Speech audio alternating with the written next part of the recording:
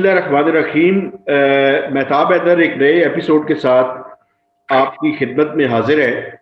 और आज हमने रिक्वेस्ट की है बहुत ही अच्छे जर्नलिस्ट, जो कि मैं समझता हूँ पाकिस्तान और यूरोपियन यूनियन पे एक अथॉरिटी समझे जाते हैं और काफ़ी अरसे से, काफ़ी सालों से ईयू और पाकिस्तान के जो मामलात हैं उनको कवर कर रहे हैं।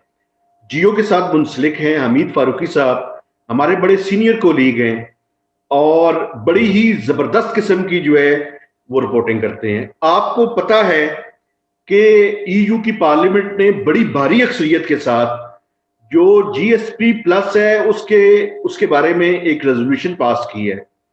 तो आज मैंने रिक्वेस्ट की है हमीद फारूकी साहब से कि सर आप आएं और हमें ये बताएं कि ये जो पाकिस्तान और ईयू की रिलेशनशिप है, ये इस कॉन्टेक्स्ट में कि अगर जीएसपी प्लस का क्या प्रोसेस होगा, कि किस तरह से जो है अगर कैंसिल होता है तो उसका क्या प्रोसेस है, और अगर इसको कंटिन्यू हम रखना चाहते हैं तो हमें क्या करना पड़ेगा।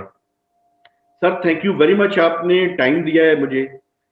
सर जो मेरा पहला सवाल है वो ये है कि बेसिकली ये जो रेजोल्यूशन पास हुई है इसकी कितनी इंपॉर्टेंस है, और इससे आगे जो है वो ईयू का क्या प्रोसेस होगा कि जिसके तहत वो पाकिस्तान की ये जीएसपी प्लस है इसको कैंसिल करें या इसको कंटिन्यू रखें। इसका प्रोसेस बेसिकली क्या होगा? जाहिर है कि इसकी पॉलिटिकल सिग्निफिकेंस बहुत ज्यादा है, क्योंकि ये करारदाद जो है वो कोई मामूली करारदाद नहीं है। ये 99.6 members of parliament across party line ये करारदाद रेजोल्यूशन आया है। इतना बड़ा रेजोल्यूशन अगर ये और जो के पास होने के बाद भेज दिया गया है यूरोपियन कमीशन और एक्सटर्नल एक्शन सर्विस को, जो कि वजारत खारजा है यूरोपीय यूनियन, अब उन्होंने इस पर फैसला करना है। लेकिन हमें बात याद रखनी चाहिए कि यूरोपियन पार्लियामेंट का कोई भी रेजोल्यूशन बाइंडिंग नहीं होता, जरूरी नहीं है कि वो इम्प्लीमेंट किया जाए। और इस वक्त इसकी इम्प्लीमेंटेशन कमीशन और वजारत खारजा के लिए इसलिए भी मुश्किल है क्योंकि पाकिस्तान की ज़रूरत है यूरोपीय यूनियन को अफगानिस्तान में। वहाँ से अमरीकी फौजों का इनखला शुरू हो गया है, 1 तारीख से सितंबर तक वो जारी रहेगा और इसमें बहुत ज़्यादा पाकिस्तान का एक पिवटल रोल होगा। लेकिन इसका जो पॉलिटिकल इम्पैक्ट है वो किसी बम शेल से कम नहीं है। ये जो 27 ममालिक हैं यूरोपीय यूनियन की, जिसके 8 ग्रुप यूरोपियन पार्लियामेंट में हैं और 8 आइडियोलॉजिकल बेसिस पे फॉर्म्ड हुए हैं, उस हर एक ग्रुप ने इसको सपोर्ट किया है, इस रेजोल्यूशन को पाकिस्तान के खिलाफ। प्लस 681 अगेंस्ट 3 इज रियली बहुत बड़ा। यूरोपियन पार्लियामेंट की तारीख में इससे बड़ा रेजोल्यूशन कभी नहीं आया इतनी सपोर्ट के साथ। तो ये इसका पॉलिटिकल इम्पैक्ट आपको होगा जो आपके बाइलेटरल ट्रेड रिलेशन को हिट करेगा।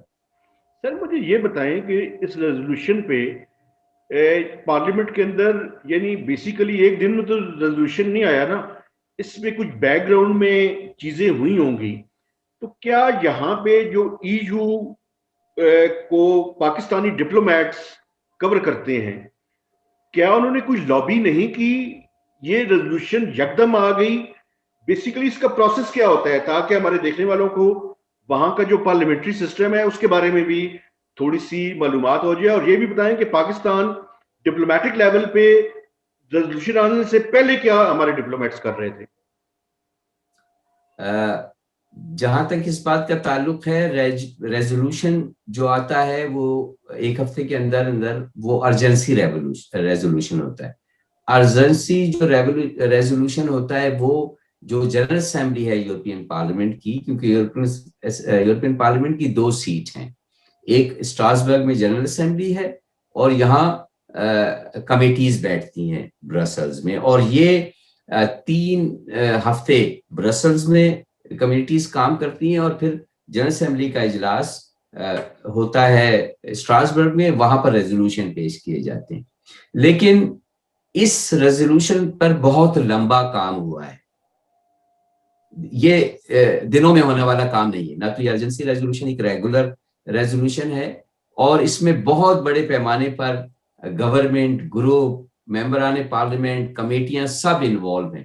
ادروائز آپ سمجھ لیں کہ 705 ممبران ہیں یورپین پارلیمنٹ کے, ان کو اپروچ کرنا, ان کو کنونس کرنا, ان کو منوور کرنا, ان کے لیے لابی کرنا ریزولوشن کے لیے, ظاہر ہے کہ یہ دنوں میں نہیں ہو سکتا. اصل میں میری اطلاعات کے مطابق یہ ریزولوشن پہ تقریباً 6 ماہ کام ہوا ہے, اور کیونکہ ہمارے پاس یورپی یونین کے سلسلے میں پاکستان کے پاس کوئی اب لیوریج نہیں رہ گیا جب سے برطانیہ سے جو ہے اس سے الگ ہوا ہے اور اس کے ممبران نے علیحدگی اختیار کی ہے. ایک تو یہ کہ ہمارے پاس اپنے پاکستانی نژاد 4 اراکین پارلیمنٹ تھے, اور اسی کے ساتھ وہ پارلیمنٹیرین جو کہ کشمیری میجورٹی علاقوں سے برطانیہ کے آتے تھے, ان کا بھی ایک ہم سے کانٹیکٹ رہتا تھا. تو وہ جو ڈرافٹ ہوتے تھے ریزولوشن کے, وہ آپ کو پہلے سے پرووائڈ کر دیا کرتے تھے. وہ آپ ان سے ملتے رہتے تھے, وہ ان کے پاس انفارمیشن انٹرنل سسٹم کی رہتی تھی, ان کو پتہ رہتا. تو وہ اب آپ کے پاس نہیں ہے. تو ایک طرح سے پاکستان کی سفارتکاری اس پولیٹیکل لیول کے اوپر بہت زیادہ متاثر اس سے ہوئی ہے. تو پاکستان کے سفارت خانے کو اس سے متعلق نہیں پتا تھا. پاکستان کے سفارت خانے کو یہ 1 ہفتہ قبل پتہ لگا, کیونکہ انہوں نے ویب سائٹ سے یہ انفارمیشن لی کہ یہ اجلاس ہونے جا رہا ہے. جو ایجنڈا ہوتا ہے پارلیمنٹ کا, ہر جمعے کی شام کو اناؤنس کر دیا جاتا ہے نیکسٹ ویک کے لیے. تو جیسے دوسرے لوگوں کو ملتی ہے انفارمیشن, وہی انفارمیشن جو ہے ان کو بھی ملی. تو انہوں نے بہرحال پوری اپنی کوشش کی, اور جو کچھ بھی ان کے پاس ڈپلومیٹک مائٹ ہے, ایک تو کیپیسٹی بہت کم ہے, اور جو بھی ان کے پاس ڈپلومیٹک مائٹ ہے اس کو انہوں نے استعمال کیا. لیکن ہمیں یہ ذہن میں رکھنا چاہیے کہ سفارتکاری جو ہے نا, وہ supported by conditions in the country, اور no narrative and convincing can be built contradictory to ground reality inside country. تو ایک طرح سے ہم نہیں سمجھتے کہ ہمیں کوئی بہت زیادہ سفارتکاروں کو اس پر بلیم کرنا چاہیے. ظاہر ہے کہ ان کو کام کرنا چاہیے پرسنل لیول پہ. پاکستان کی بہت ساری مشکلات ہیں, اور ان کو بہت بڑے پیمانے پہ کوارڈینیشن کرنی چاہیے. یہ ایک حیرت انگیز بات ہے کہ پاکستان کے پاس اب اس پارلیمنٹ میں کوئی بھی ایسا کانٹیکٹ نہیں ہے, کوئی بھی ایسا نیٹ ورک نہیں ہے جو ان کو پارلیمنٹ کے اندر ہونے والی سرگرمیوں پر بریفنگ دے سکے پہلے سے. اور دوسری بات یہ ہے کہ جو ہمارے کانٹیکٹ کے لوگ ہیں جن سے پاکستان کا تعلق ہے, جرمن ہیں, فرینچ ہیں, انہوں نے یہ اطلاع نہیں دی, بلکہ اس جو ریزولوشن ہے, یہ جو قرارداد ہے, اس کو انہوں نے سپورٹ کیا ہے. جنہیں ہم پاکستان کا سپورٹر سمجھتے ہیں یا ہم سمجھتے ہیں ہمارے نیٹ ورک میں, انہوں نے بھی اس قرارداد کو سپورٹ کیا اور ہمیں اطلاع نہیں دی اس بات کی. کچھ لوگوں کے پاس یہ اطلاع تھی جو کہ سابق اراکین پارلیمنٹ ہیں. وہ ان سے جب میں نے پوچھا تو انہوں نے کہا پاکستان تو ہم سے کبھی کانٹیکٹ ہی نہیں کرتا ہے اس سلسلے میں. آپ یہاں ایسے لوگ تھے جنہوں نے آپ کو جی ایس پی پلس کی سہولت دلوائی, بہت کام کیا, اور اپنے کیریئر کے ایکسپینس پہ یہ کام کیا آپ کو فری آف چارج. ایسے پارلیمنٹیرین تھے یہاں پر, کیونکہ ہندوستان کی مخالفت یورپ میں کرنا کوئی آسان کام نہیں ہے. اس کے اثرات آپ کے کیریئر پہ پڑتے ہیں. ان کی بہت بڑی لابی ہے. تو اس میں کوتاہیاں, بہت ساری کوتاہیاں ہیں, اور ہماری جو حکومت ہے اس میں وہ کوہیسیونیس نہیں ہے, کیونکہ وہ انٹرنل میٹر میں بہت زیادہ مصروف ہے. تو ان کو پاس وقت نہیں ہے کہ باہر کو وہ ٹائم دے سکیں. اچھا سر, تھوڑا سا جی ایس پی پلس کا جو بنیادی خد و خال ہے, تاکہ ہمارے دیکھنے والوں کو وہ بھی سمجھ آ جائیں. بیسیکلی جی ایس پی پلس جو ہے 2013-14 میں جب پی ایم ایل این کی گورنمنٹ آئی تھی تو انہوں نے لابی کر کے کیا تھا, اور ٹیکسٹائل جو ہے, کوئی ٹیکسٹائل اور باقی سیکٹرز میں پاکستان کو جو ٹیرف میں انہوں نے اپنی ڈیوٹی ٹیرف تھا اس کے اندر انسینٹیوز دیے, اور پاکستان کی کم از کم پر اینم جو ایکسپورٹس اس کے نتیجے میں بڑھی ہیں وہ کوئی 1.5 بلین ڈالرز ہیں. تو سر کیا میں ٹھیک کہہ رہا ہوں یا آپ اس میں مزید کچھ اضافہ کر سکتے ہیں؟ دیکھیں، جب پاکستان میں جمہوریت بحال ہوئی، جسے عالمی سطح پہ ریکگنائز کیا گیا، آپ جمہوریت تو آج بھی ہے، ہائبرڈ جمہوریت ہے پاکستان، لیکن اس سے قبل جو ہے وہ جمہوریت کو جب ریکگنائز کیا گیا ہے پاکستان میں، تو ایک جمہوری حکومت سے وہ تھی پاکستان پیپلز پارٹی گورنمنٹ، اور بے نظیر بھٹو جو تھیں وہ بہت زیادہ انگیج رکھتی تھی پارلیمنٹ کو. ان کے پرسنل تعلقات 100 سے زیادہ پارلیمنٹیرین سے تھے یہاں، اور وہ بہت رسپیکٹ کی جاتی تھی. انفارچونیٹلی بے نظیر بھٹو شہید جو ہے وہ 2007 میں شہید ہو گئیں، اور لیکن ان کے جو تعلقات اور ان کا جو کلاؤڈ تھا اس کو یورپین یونین نے ریکگنائز کیا اور اس کو آنر کیا. تو پیپلز پارٹی کو تمام تر پرابلمز کے باوجود ایک پریپیئرڈ گراؤنڈ ملا جب وہ برسر اقتدار آئے. اسی لیے آپ دیکھتے ہیں کہ 2009 اور 10 میں پاکستان سے جو میٹنگز ہوئیں، جن میں 2 سمٹ شامل ہیں. پاکستان میں یورپین یونین کی تاریخ میں پہلی دفعہ یورپین یونین کی لیڈرشپ نے سمٹ لیول پر، ایڈ ہاک سمٹ لیول کے اوپر تعلقات آپ سے ڈیولپ کیے، جس کی وجہ سے 2 سمٹ ہوئیں، ایک پرائم منسٹر گیلانی کے ساتھ اور دوسری پریزیڈنٹ زرداری کے ساتھ. اس سمٹ میں کے بعد اور اس سے پہلے بھی آپ کا اسٹریٹجک ڈائیلاگ اسٹیبلش ہوا جی. اس کے بعد اس اسٹریٹجک ڈائیلاگ میں آپ کو اسٹریٹجک پارٹنرشپ کے لیے کہا گیا کہ 5 سال کے بعد آپ کو یہ دی جائے. اسی کے ساتھ پاکستان کے سیلاب میں بہت ساری ایفرٹس کی گئیں، فنڈز دیے گئے، لیکن یورپی یونین نے پاکستان کی معیشت کو سنبھالا دینے کے لیے ایک کمپریہنسو پلان بنایا. اس کمپریہنسو پلان میں یہ اسٹریٹجک جی ایس پی پلس آپ کو دی گئی. آؤٹ آف دا وے جا کے بہت سارے کلاؤزز کو بائی پاس کیا گیا. آپ حقدار نہیں تھے، لیکن کیونکہ آپ کو معیشت کو، اور وہ کہتے تھے ہم کانکریٹ بنیاد پہ آپ کی معیشت کو ہم دے دیں $2 بلین 4 بلین ڈالر، پھر کیا ہوگا.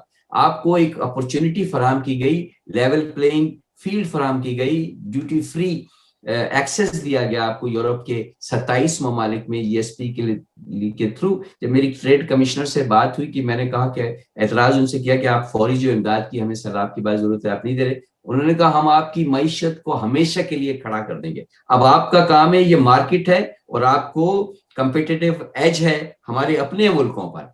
پرتگال، اسپین، پولینڈ اور اٹلی ٹیکسٹائل بیلٹ ہے یورپی یونین کی، ان کی تمام کی طرف سے بہت مخالفت آئی.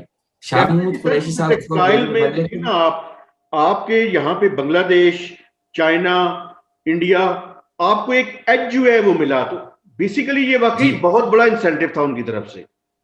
اچھا، یہ مٹیریلائز، یہ ایفرٹس جو تھیں پیپلز پارٹی ایڈمنسٹریشن کی، یہ مٹیریلائز ہوئیں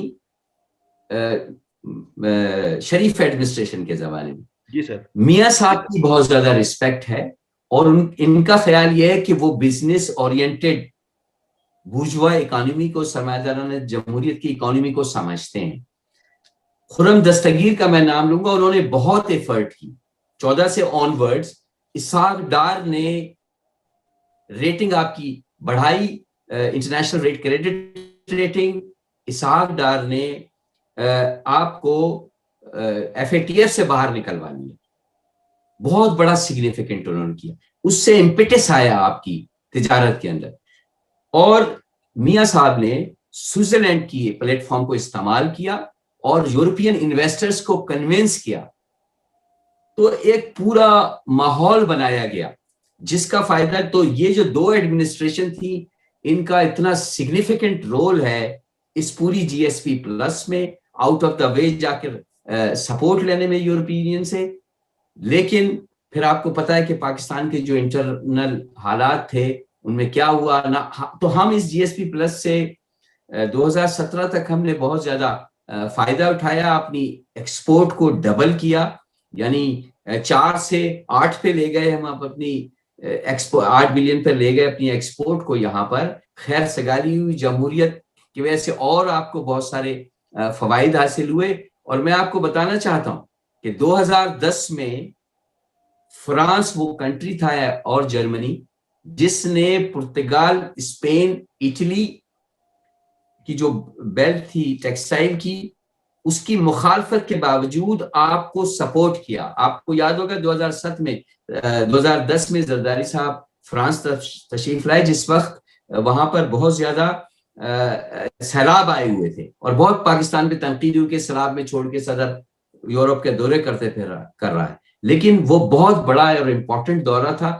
پاکستان کی انٹرنل پالیٹکس میں نہیں جانا چاہتا، میں تو آپ کو یہاں کا پرسپیکٹو دے رہا ہوں کہ کس طریقے سے چیزیں ڈیولپ ہوئیں اور جا کے مٹیریلائز ہوئیں 2014 میں، اور اس کے بعد شریف ایڈمنسٹریشن نے کس طرح اسے ہارنس کیا اور آگے بڑھا ہے. سر یہ بتائیں کہ یہ 5 سال کے لیے بیسیکلی تھا، تو یہ اس کے بعد اس کو ایکسٹینڈ انہوں نے کیا. دیکھیں یہ بھی پاکستان کی ایک بہت بڑی فیور کی تھی انہوں نے.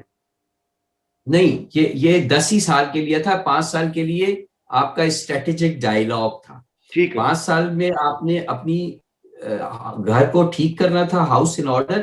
اس کے بعد 5 سال کا جو اسٹریٹجک آپ کا strategic plan, strategic engagement plan, جی سر، وہ 5 سال کے لیے ملا تھا. اور 5 سال کے بعد آپ کی کارکردگی کی بنیاد پر اسے اسٹریٹجک پارٹنرشپ میں تبدیل ہونا تھا. تو اس طرح آپ 7واں 8واں ملک ہوتے جس کو اسٹریٹجک پارٹنر ملتے. لیکن جو پاکستان کے معاملات رہے، آپ کمپلائنس نہیں کر سکے ساری ریکوائرمنٹ کو، تو پھر دوبارہ اس کو ایکسٹینڈ بھی کر دیا گیا. حالانکہ کسی کو نہیں ہوتا ایکسٹینڈ، اسٹریٹجک انگیجمنٹ کو پھر 5 سال کے لیے ایکسٹینڈ کیا گیا. بالکل ایکسٹینڈ کیا تھا، کیونکہ ان کی جو مانیٹرنگ کی رپورٹ آئی تھی سر، اس میں بہت سی چیزیں جو ہے وہ ہم کمپلائی نہیں کر پائے تھے. جی بالکل، آپ بالکل درست کر رہے ہیں. اچھا، پھر ایک اور آپ کو میں بتاؤں، 2019 آپ نے 10 سال تو لاس کر دیا، آپ کمپلائنس نہیں کر سکے، سسٹم باقی نہیں رہ گیا تھا. آپ کو کمپلیٹلی اسٹریٹجک ڈائیلاگ سے اور اسٹریٹجک انگیجمنٹ سے آپ کو باہر جانا تھا. یہ آپ پھر جون 24 کو شاہ محمود قریشی یہاں پر آئے، اور جو پاکستان میں جو 5 سال کا جو اسٹریٹجک ڈائیلاگ چل رہا تھا، اس میں یہ طے ہوا کہ کچھ نہ کچھ کیا جائے. تو ایک آپ کے لیے اسپیشلی یورپی یونین نے ایک الگ فارمیٹ بنایا، اس کا نام ہے اسٹریٹجک ڈائیلاگ. یہ کبھی نہیں ہوا یورپین یونین کی تاریخ میں کہ 5 سال اگر فیل ہو جائے ملک تو اس کو ایکسٹینشن ملتی جائے. لیکن آپ کو وہ ایکسٹینشن دی گئی. اور اور انہوں نے اب جو اس وقت چل رہا ہے وہ اسٹریٹجک ڈائیلاگ آپ کا چل رہا ہے، جو ہر 6 مہینے میں اس کی ایک نشست یہاں ہوتی ہے وزیر خارجہ کے ساتھ، اور ایک نشست پاکستان میں ہوتی ہے اسلام آباد میں. ابھی بھی آپ کی ایک انگیجمنٹ ہے. لیکن جس طریقے سے آپ کے بین الاقوامی، ایک تو یہ ہے کہ موجودہ جو حکومت ہے اسے بین الاقوامی تعلقات کا نہ صرف تجربہ نہیں ہے بلکہ وہ کاؤنٹر پروڈکٹیو ہے. جو منسٹر جس طرح کے بیانات دے رہے ہیں، اور خاص طور پہ ڈاکٹر مزاری جب یہاں تشریف لائی تھی تو ان سے ہم نے ایک طویل انٹرویو کیا تھا. جو ڈاکٹر مزاری نے یہاں کہا، ظاہر ہے کہ یہ جو جی ایس پی پلس کا ریویو ہر سال ہوتا رہا جی، اور اس میں اور ہر 2 سال کے بعد ایک بڑا ریویو ہوتا تھا جس میں پاکستان کے اٹارنی جنرل، پاکستان کے ٹیکسٹائل منسٹر یہاں پر ان کو آنا ہوتا تھا، اور اسی کے ساتھ سول سوسائٹی کے جو دیگر لوگ ہیں، ٹریڈ یونین کے جو لوگ ہیں جیسے ڈاکٹر کرامت علی ہیں، پائلر کے، کرسچن ایڈ کے لوگ ہیں، ان تمام سے بھی بریفنگ لی جاتی تھی اس ریویو کے اندر. تو جب ڈاکٹر مزاری یہاں آئی تو میں نے ان سے پوچھا کہ یہ ہم سے ہمیشہ بات کرتے ہیں ہیومن رائٹ پہ، پریس فریڈم پہ، آپ سے انہوں نے کیا بات کی؟ آپ یہاں آئی ہیں، وضاحت آپ کو تو دینی ہوگی، اتنا بڑا پیکج آپ کو مل. تو انہوں نے کہا یہ کیا ہم سے وضاحت مانگیں گے، ہم ان سے وضاحت لیں گے کہ تم مسلمانوں کے ساتھ یہاں ڈسکریمنیشن کر رہے ہو. مجھے آج تک یہ پتہ نہیں کہ ڈپلومیٹک لیول کے اوپر جو ہے وہ ریسیونگ اینڈ پہ جو لوگ ہیں وہ ڈکٹیٹ کریں جو لوگ دے رہے ہیں ان کو. یہ ان کی ڈپلومیسی ہے. پھر روزانہ جو ہے کوئی نہ کوئی پرووکیٹنگ قسم کا ٹویٹ آتا ہے جس کو پھر وہ واپس لیتے ہیں. یہ سب کیا ہے؟ اس سے فرانس میں اتنا انٹاگنزم پیدا ہو گیا ہے. فرانس جو ہے وہ سب سے بڑا پارٹنر ہے ہتھیاروں کی خریداری کے سلسلے میں ہندوستان کا، تو انہوں نے بھی پھر اس کو انفلوئنس کیا، اور پھر آپ نے اس طرح کے بیانات دیے اس حکومت کے وزیروں نے، جس کی وجہ سے فرانس نے تو ایک مشن بنا لیا پھر آپ کا، حالانکہ اپوزیشن ظاہر ہے کہ کرنے کی کوشش کی گئی ہے، اور یہ جو مجھے نہیں لگتا کہ یورپی یونین جو ہے وہ معطل کرے گی آپ کی جی ایس پی پلس، لیکن 7 سال آپ نے گزار دیے ہیں، ایک 2 چیز سال میں آپ سے ذرا مجھے اجازت دیں، ذرا وہ یہ بتائیں سر، اس کا فیوچر کیا دیکھ رہے ہیں آپ اس ریزولوشن کے بعد؟ کب تک جو ہے وہ امپلیمنٹیشن پہ ڈیسیژن ہو جائے گا؟ یعنی چانسز کیا آپ کو دکھائی دے رہے ہیں؟ دیکھیں یہ تو میں نہیں بتا سکتا کہ کس وقت ہو جائے گا ڈیسیژن، لیکن جلدی ہو جائے گا، اور مجھے اس کے امکانات کم ہیں کہ وہ امپلیمنٹ ہوگا، لیکن جو ڈیمیج آپ کو اس ریزولوشن نے کیا ہے، یورپین پارلیمنٹ کی تاریخ کے سب سے بھاری ریزولوشن نے، وہ آپ کے بائی لیٹرل ٹریڈ پہ بہت زیادہ اثر انداز ہوگا۔ لوگوں کو یہ اندازہ نہیں ہے یورپین یونین کے ممالک میں کہ آپ کا امیج کیا ہے۔ میں اس بات پہ بہت زور دے رہا ہوں، میں مہینے میں کوئی 5-6 ممالک میں تو جاتا ہوں یہاں پر، اور یہاں ہی نہیں بلکہ میں اسٹونیا، لتھوینیا، پولینڈ سے گزرتا ہوا جاتا ہوں، میں جو پولیس ہے اس کو بھی فیس کرتا ہوں، میں ان کے اہلکاروں سے بھی ملتا ہوں، اور جنرل پبلک میں بھی جو پرسپشن ہے آپ کا، اس پرسپشن کو ایک تو ٹھیک کرے، اور اس میں بہت لمبا ٹائم لگے گا۔ اب یورپی یونین اس کو معطل ایک تو افغانستان کی وجہ سے بھی نہیں کرے گا، دوسری بات ہے کہ یورپی یونین کو پتا ہے کہ آپ کی یہ ختم ہونے کے لیے جا رہی ہے دسمبر کی 2023 میں، تو اب دن ہی کتنے رہ گئے، آپ مطلب کیا کر لیں گے؟ کووڈ ابھی تک چل رہا ہے، جو اس کے اثرات 22 تک چلیں گے، تو آپ کی جو ایکسپورٹ ہے وہ بہت شدید طریقے سے متاثر ہوگی۔ مجھے نہیں معلوم کہ پہلے کوارٹر، میں نے ایمبیسی سے کہا تھا کہ مجھے وہ فراہم کرے کہ پاکستان کی ایکسپورٹ کی کیا سچویشن ہے اس پہلے کوارٹر میں 2021 کے، فائنل رپورٹ جب 2020 کے 3 کوارٹر کے بعد آئے گی تو اسی میں ہم پتہ لگ سکے گا، لیکن ڈیفینیٹلی یہ resolution will be very big impediment for your trade and export۔ تو جو کوششیں ہو رہی تھیں ایکسپورٹ اورینٹڈ اکانومی کو ڈیولپ کرنے کی، میرا خیال ہے کہ 18 سے 20 بلین ڈالر کی آپ کی ایکسپورٹ انٹرنیشنل رہ گئی ہے، جس میں سے 8 یا 7 یورپی یونین کے ساتھ تھی۔ It is quite difficult times ahead for Pakistani trade export۔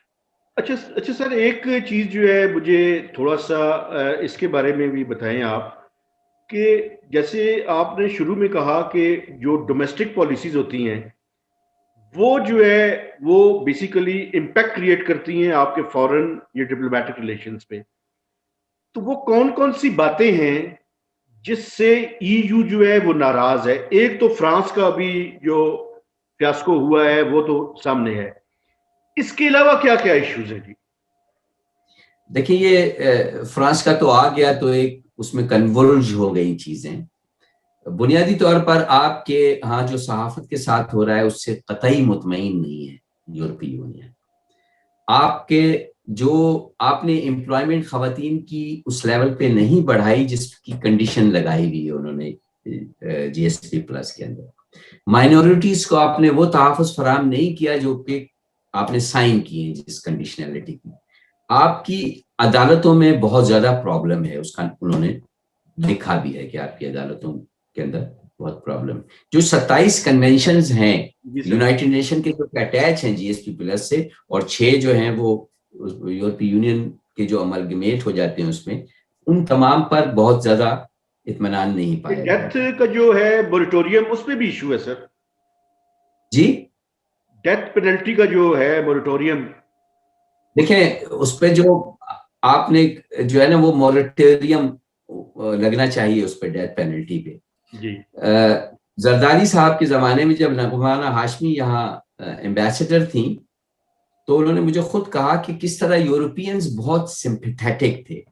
جب آپ نے دھڑا دھڑ جو ہے نا وہ ٹیررزم کرنے والوں کو پھانسیاں دیں تو اس پر زیادہ یہاں شور نہیں مچا، بیانات آئے جو خانہ پوری ہوتی ہے وہ انہوں نے کی، کیونکہ فنڈامنٹلی یورپی یونین ہر قسم کی ڈیتھ پینلٹی کے خلاف ہے، تو انہوں نے بیان دیا، لیکن انٹرنل میٹنگ کا ساؤتھ ایشین ڈیلیگیشن کے ساتھ، ساؤتھ ایشیا کے ساتھ جو پارلیمنٹری کمیٹی تھی اس کی اس کے جو منٹس تھے اس کا مجھے علم ہے کہ انہوں نے ہمیشہ یہ کہا ہمیں معلوم ہے آپ کی مجبوریاں، آپ کے پرابلمز، دہشت گردی آپ کے ملک میں ہے، ہم اس کو ایک سمپل طریقے سے نہیں حل کر سکتے. تو انہوں نے آنکھیں بند کر کے رکھی.